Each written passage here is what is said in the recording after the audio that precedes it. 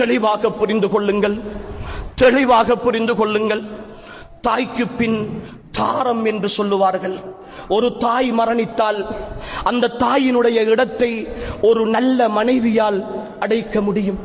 ஆனால் இந்த உலகத்தில் ஒரு தந்தையினுடைய உறவை யாராலும் அடைக்க முடியாது சகோதரர்களே. ஒரு தந்தையினுடைய இடத்தை அந்த தந்தையால் மட்டும்தான் நிரப்ப முடியும். அந்த தந்தை செய்த நிர்வாகம், இந்த உலகத்தில் எத்தனை பெரிய நிர்வாகிகள் வந்தாலும் அவனுடைய சிறிய குடும்பத்திற்கு அவன் செய்த நிர்வாகத்தை போன்று வேறு யாரும் நிர்வாகம் செய்ய முடியாது சகோதரர்களே. தந்தையினுடைய இடத்தை இந்த பூமியில் யாரும் நிரப்ப முடியாது. இன்னொரு பாஷையில் அறிஞர்கள் சொல்லுவார்கள், அன்புக்குரியவர்களே, இந்த உலகத்தில் அல்லாஹுவால் படைக்கப்பட்ட ஒரு உன்னதமான மனிதர் ஸல்லல்லாஹு அலைஹி வஸல்லம் அவர்களுக்கு அல்லாஹு தஆலா இந்த உலகின் எல்லா நியமத்துக்களையும் கொடுத்தான், எல்லா அருள் பாக்கியங்களையும் கொடுத்தான். ஆனால் அல்லாஹுவின் தூதருக்கு கொடுக்காத ஒரு அருளை இந்த உலகத்தில் எனக்கும் உங்களுக்கும் அல்லாஹ் தந்திருக்கிறான். அன்புக்குரியவர்களே, தந்தையை பராமரிக்கிற அருள். தந்தையின் முகம் காணாமகத்தான் அல்லாஹுவின் தூதர் பிறந்தார்கள். அந்த பாக்கியம் அல்லாஹுவின் தூதருக்கு கூட கிடைக்கவில்லை.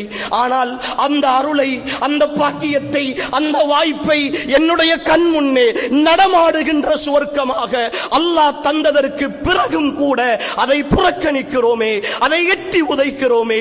அன்புக்குரிய ஈமானிய உறவுகளே, நாம் கடுமையாக சிந்திக்க வேண்டும். நாம் மிக கடுமையாக இந்த விஷயத்தில் சிந்திக்க வேண்டும். தெளிவாக புரிந்து கொள்ளுங்கள் அன்புக்குரியவர்களே. இமாம் ஷாஃபிஈ ரஹிமஹுல்லாஹ் அவர்களிடத்தில் ஒரு மனிதர் வந்து கேட்கிறார், என்னுடைய தந்தை என்னோடு அடிக்கடி சின்ன சின்ன விஷயங்களுக்கெல்லாம் முரண்பட்டுக் கொள்கிறார், நான் அவரோடு முரண்பாடோடு சண்டை பிடித்துக் கொண்டு இருக்கலாமா என்று கேட்ட நேரம் இமாம் ஷாஃபிஈ ரஹிமஹுல்லாஹ் தந்தைக்கான உரிமையை எப்படி விளங்கி இருந்தார்கள் என்பதை பாருங்கள் அன்புக்குரியவர்களே. உன் தந்தையோடல்ல, உன் தந்தையோடல்ல, உன் தந்தை போடுகிற செருப்போடு கூட, உன் தந்தை அணிகிற பாதணிகளோடு கூட நீ முரண்பட்டு விடாதே என்று சொல்லி அனுப்புகிறார்கள் அந்த மனிதனுக்கு. தந்தைக்கு முன்னால் குரலை உசைத்து பேசுகிற, தந்தையை இரண்டாம் தரமாக கணிக்கிற, நீங்கள் எல்லாம் என்ன செய்திருக்கிறீர்கள் என்று கேட்கிற, நீங்கள் எல்லாம் ஒரு மனிதனா என்று கேட்கிற என் ஈமானிய உறவுகளே, வார்த்தைகள் கவனம், வார்த்தைகள் கவனம். சுவர்க்கத்தை நிராகரிக்கிற, சுவர்க்கத்தின் நடுவாசலை இழுத்து மூடுகிற அந்த பணியை இலகுவாக செய்து கொண்டிருக்கிறோம். தந்தை என்ற உன்னதத்தை இழந்தவர்கள் அன்புக்குரியவர்களே, இந்த உலகத்தில் அந்த உறவை மீட்டெடுக்கவே முடியாது என்பதை மிக தெளிவாக புரிந்து கொள்ளுங்கள் என் ஈமானிய உறவுகளே. தந்தை அல்லாஹ் அப்படித்தான் படைத்திருக்கிறான். ஒரு ஆணாக என்னுடைய பிள்ளையின் மீதான பாசம் எனக்கு இருக்கிறது, என் பிள்ளையின் மீதான அன்பு இருக்கிறது. ஆனால் என் மனைவியைப் போல, என் பிள்ளையின் தாயைப் போல என்னால் பாசம் காட்ட முடியாது. நான் கொஞ்சம் கண்டிப்போடு இருக்க வேண்டும்.